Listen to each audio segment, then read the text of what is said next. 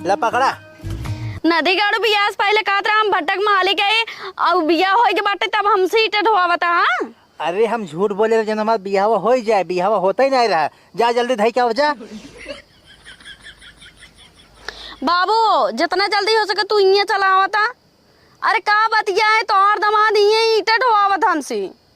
आवा है लड़के का बाबा तुमने जब दलेदर रहे बियाह पहले कहे हम सब भट्ठा मालिक है ही। अरे का बतिया है? का बतिया है हमारे बिटिया से बियाह का लाई है नो ईटा ढोवावतन भट्ठा पे। अरे तो का उनसे बियाह हम करे हैं? अरे तो नदी गाड़ू तू और तार भाई दोनों जने बांटा है। बता तोर भाई कहाँ बा? वो ही ईटा ढोत जा जाता ही। हाँ चल अब देखी तो कहाँ रह गए रहू? अरे पानी पियत रहे। बहुत प्यासी हो जा, थोड़ा पकड़ा। पियास नहीं लगा।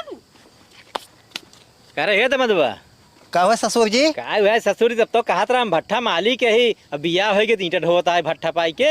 हम मालिक ना है, हमारा बियाह नहीं